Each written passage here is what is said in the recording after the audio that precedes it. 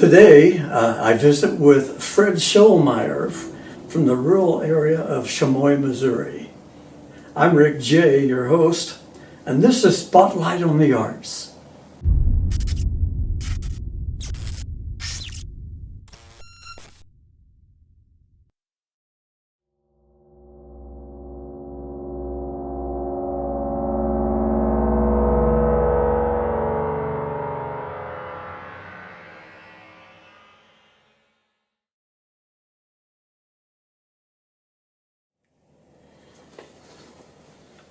Hello and welcome to Spotlight on the Arts.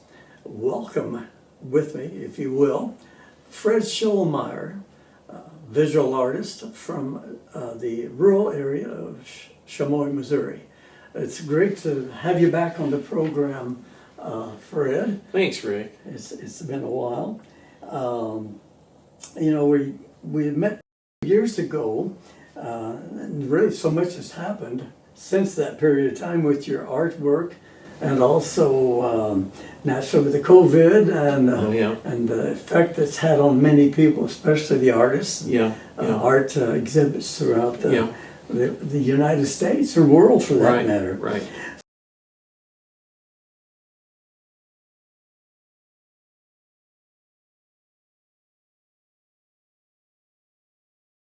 Or ask you, if you would, to bring up to date to our new viewers worldwide, how you became interested in art, visual art. Well, Rick, it's been something I've always enjoyed doing since I was a kid.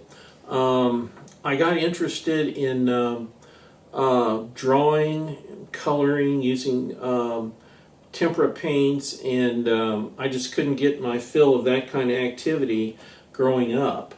It was something I really enjoyed doing. When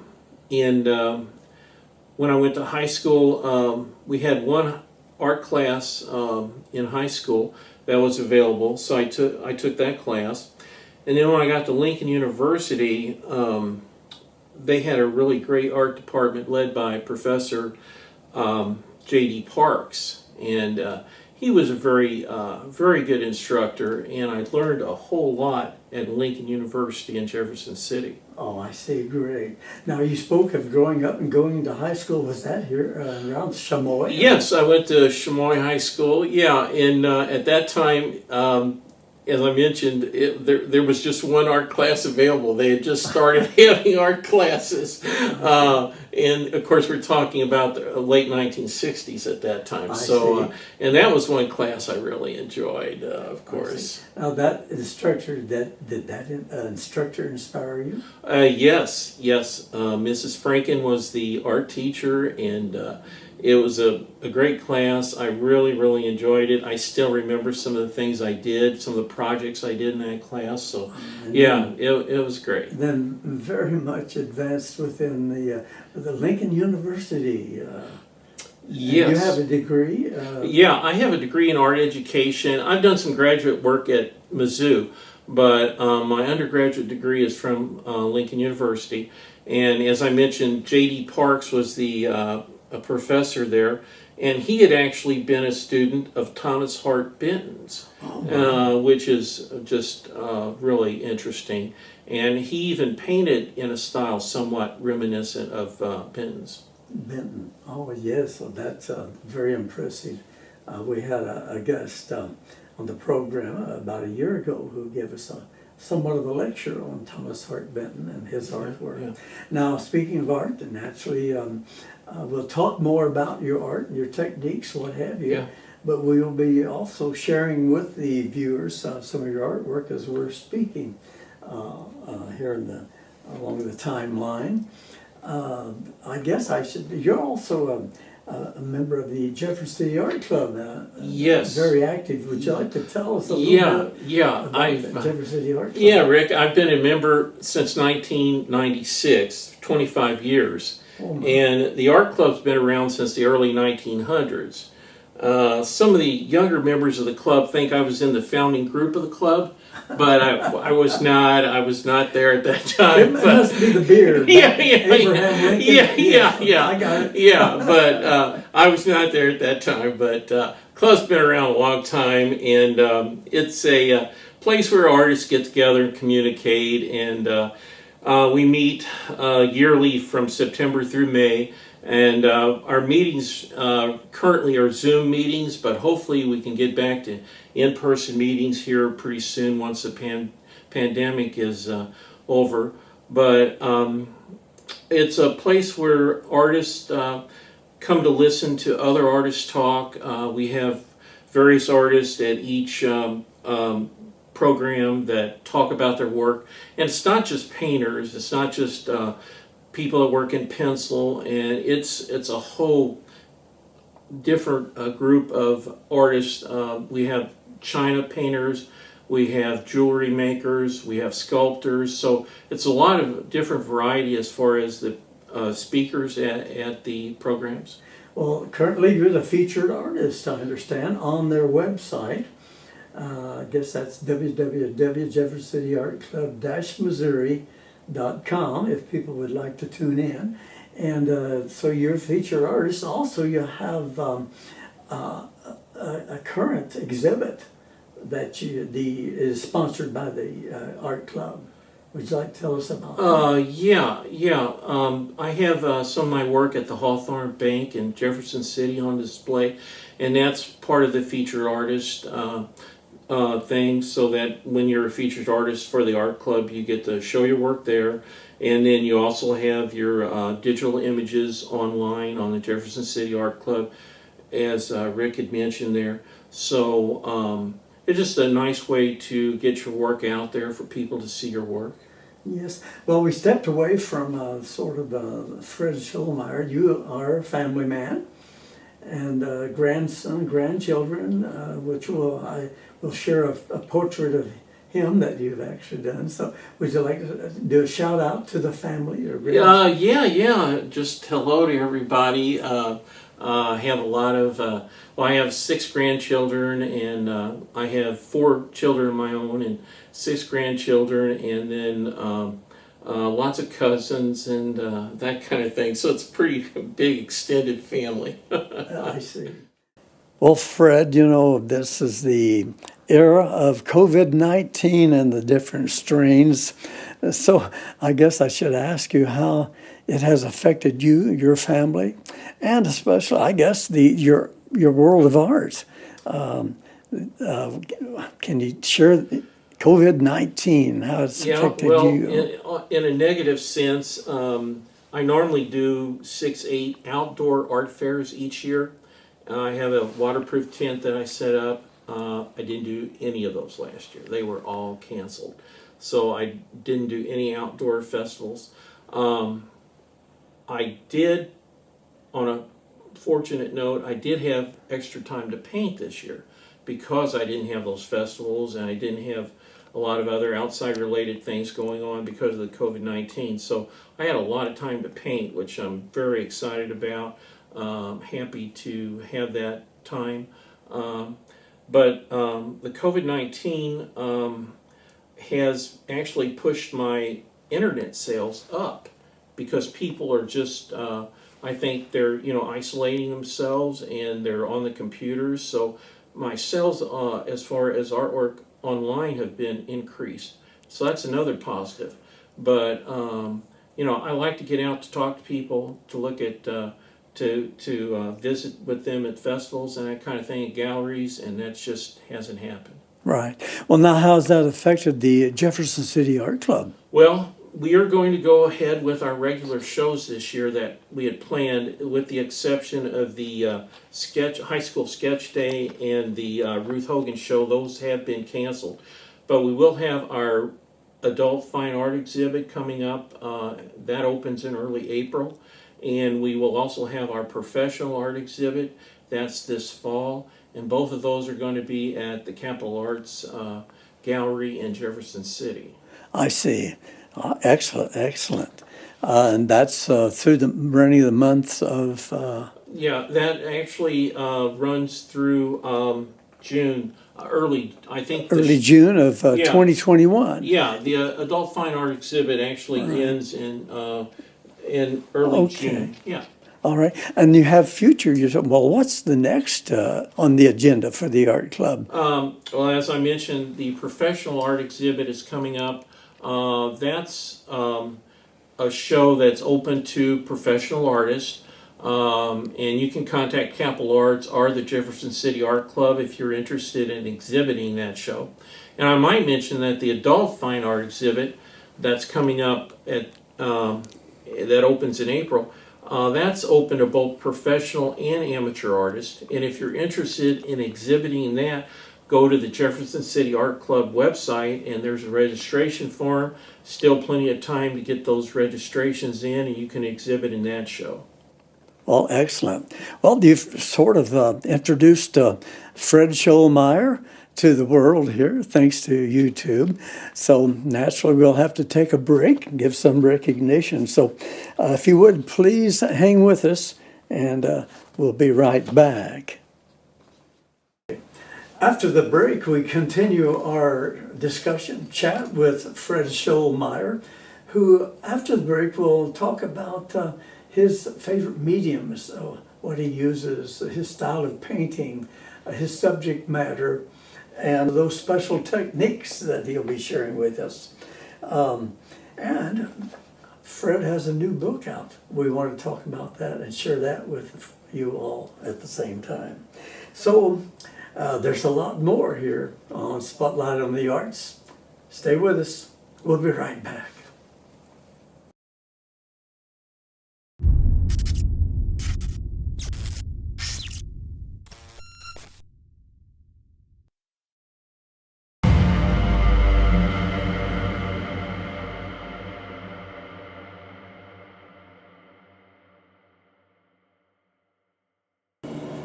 Welcome back to Spotlight on the Arts.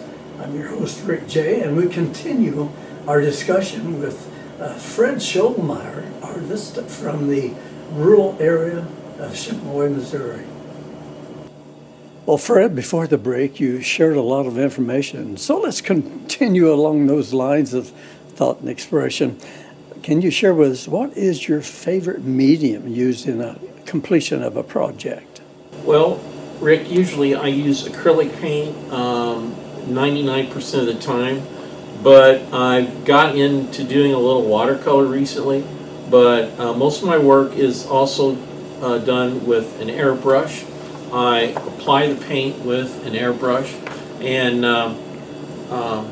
it's a bit unusual in fine art to use an airbrush, but it's something that I found that worked for me, and so I've continued to do that. I see. And your subject matter, how do you arrive at your subject matter? Subject matter, it varies greatly. I do everything from pop art, cartoons, to landscapes, to portraits. It's a vast amount of different subjects as far as my subject matter. I see. Well, we'll be sharing a lot of your works with the viewers as we speak again along the subject line. Well, can you give us a general idea for those who might be interested in, your style is airbrush, correct? Yes. So what's the process of completing? Do you start with the drawing, pictures? In a nutshell, this is a very brief explanation, but I take reference photos that I use in the process, and then those are transferred to drawings, and then those drawings then are transferred to a support, which is usually illustration board. Occasionally I'll use watercolor board or wood panel. Once they're transferred, I will apply a film that's commercially made for airbrush. It's called Frisket, and that's a low-tech adhesive film that's transparent. I apply that to the drawing. I cut through that with a hobby knife on the lines where I want the hard edges, and then I remove the film in parts at a time, and then I spray, layering the paint light to dark, and then I'll reposition that film and pull some more off until the painting is complete. Then all the film's removed, and I'll take a small conventional brush, and then I apply details. I see. Well, so you do begin with a photograph. Yeah, it just is reference, yes. Well, there's one technique in your process that you'd like to share with someone that might be interested in airbrush. What would that be? Well, the film itself is really important because that allows you to control the color, and so that's probably one of the most important aspects of airbrushing is using the film correctly and the frisket film. I see. So that frisket plays a big part Yes. in that process. Yes. Well, Fred, the COVID-19 pandemic and the different strains we talked about has really had an effect on one being able to exhibit at most venues. But it has not slowed you down. And I'd like now if we'd talk about some of your favorite paintings. I understand this young man to your right Yes. is a grandson. Yes, this is a painting. It's entitled Portrait of Oliver, and this is my grandson. And this is very different from my usual pieces in that this is watercolor.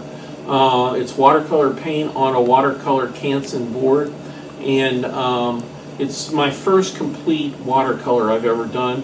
But I did use an airbrush. I used frisket film to complete it. So it's watercolor, but it is an airbrush painting.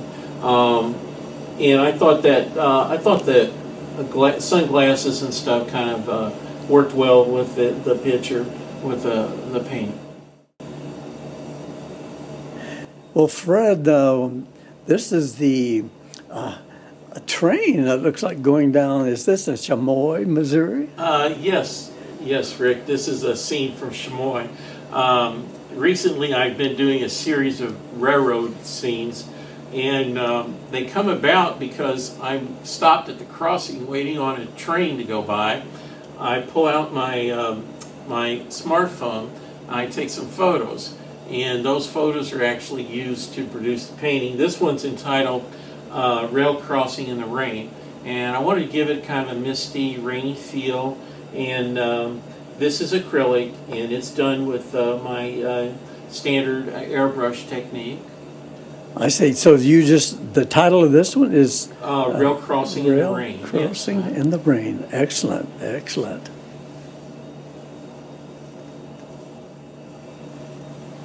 Well, Fred, this is an interesting shot. Please explain this one.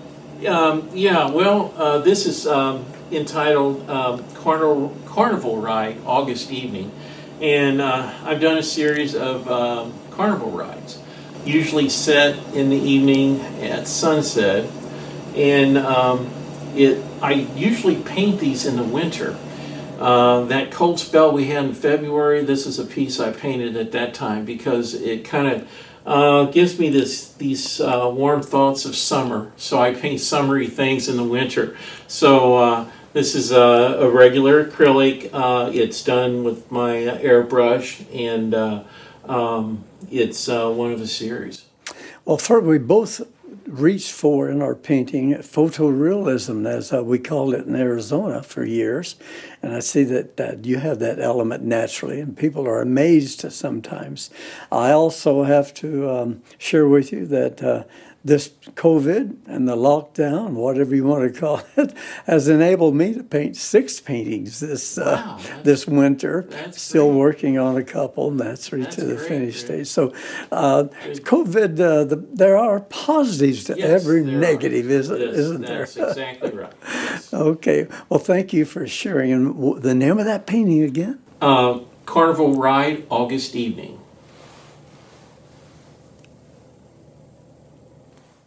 Yeah, this is another acrylic painting of mine. This is one I consider kind of self-indulgent because it's about my life. I grew up in the 1960s watching cartoons on television, and I had this idea that I'd like to do a painting based on some of those cartoons. And the title of it is Saturday Morning Cartoons as I Recall. And it's done with acrylic, and it also done with airbrush. And I actually had little toys of Fred Flintstone and the Star Guy and the Alien. I took those and glued them to a piece of cardboard, poster board, and took it outside in sunlight and got some photos. And I used those as reference because I wanted a real strong light on those. And then I also included some flat two-dimensional cartoon characters to kind of contrast with the 3D characters. And I've got some characters in the background there too. So it's sort of an experimental piece, but I like to do that. Sometimes my experimental pieces flop, but I'd rather do that and try new things rather than just do the same thing all the time, because it's exciting and interesting for me as an artist to explore new areas. And so this is one of those pieces that I consider experimental. Well, this sort of reminds me, Fred, of the piece that the Missouri State Artists Association, what have you, bought of the bus. Oh, yeah. And I knew you had to catch the bus out here in the rural Yeah. area of Yeah. Chamois back Yeah. in the day. Yeah. So this is a very excellent piece of work, Yeah. bringing you back to the days of the 60s and the 50s. Yeah. And we both watched a lot of cartoons. Okay, I wanted to mention that I had a book published last year with my artwork featured in it, and the title of the book is Photorealism in the Heartland, the Acrylic Paintings of Fred Schollmeyer. And the book is available on Amazon. I had a lot of fun putting the book together. It contains over 200 images of my artwork. And also it has, I discuss some of the pieces in the book and explain my thinking about why I did it and why. So the book is full of my paintings. I'm excited to announce that my painting, Eat Right Diner at Dawn, has been accepted in the Missouri Art Now Bicentennial Celebration exhibit. That's an exhibit of 60 artworks that are included in a show that will be actually presented around the state in various venues. There's 60 artworks that were selected for the show, and that show actually opens March 5th at the Arts Council of Southeast Missouri. The show then continues at the State Historical Society of Missouri in Columbia, and it continues throughout the rest of the year at 5 different venues. So if you are interested in seeing that particular show, you can go to the Missouri Bicentennial website, and it will have information on that, but that painting will be in that show. Excellent, excellent. That sounds really exciting. Well, Fred, do you do commission work? Can you give us your best contact information where people, can get into contact with you? Probably the easiest way to get in touch with me is to go to my website, fredschollmeyer.com, and there's contact information there. You can email me or you can give me a call if you're interested in having some work done. Great. Well, I have the show at the Run Center, and they're still trying to decide if we're going to have the call for Nature's Art at the Run Center in Jefferson City, May and June this year. We postponed last year, and so I've invited over 100 guests that's been on the show since 2016. So your invitation is still extended. Okay. I'll be in touch with you on that. Now, the artwork behind us, this great setting today, this is some of your brushwork. We have John Wayne, Bob Hope, and Marlene, is it? Dorothy Lamour. Oh, Dorothy Lamour, Yes, Bob Hope. Yeah, they did the road films together in the 40s and 50s. Yes, and then you have James Dean. Yeah. and Marilyn Monroe. That's Marilyn when Monroe. Marilyn was young. Yeah, yeah. And this is your brushwork, your artwork. Yes, that was all done with airbrush too. Yeah. Excellent. Well, we're just about out of time. As I said a moment ago, I should thank you from the bottom of my heart to, once again, for contributing to Spotlight on the Arts. Actually, my second guest in 2016. And so I sure appreciate you bringing this, inspiring everyone worldwide now, thanks to YouTube. It has been an informational experience, I'm sure, for everyone. You have any closing comments or statements? Rick, I want to thank you for having me on the show again. It's always exciting. I always enjoy doing it. And if you are interested in the arts in the Jefferson City area, you can check out the Jefferson City Art Club website. Oh, super. I sure will. I sure will. Well, that wraps up another Spotlight of the Arts, this time with Fred Schollmeyer, Chamois, Missouri, in that rural area, back in the nature of things, beautiful scenery in Chamois, if you ever get up this way. I sure enjoyed the trip. I want to thank you viewers for joining us here today worldwide, and look forward to more Spotlight on the Arts. So remember, don't forget YouTube. Rick Che is the channel that you tune into, and we have a new station coming to Jefferson City out of the Lincoln University called Blue Tiger Multimedia that you'll be able to tune in locally. So that's Spotlight on the Arts for today. See you next time.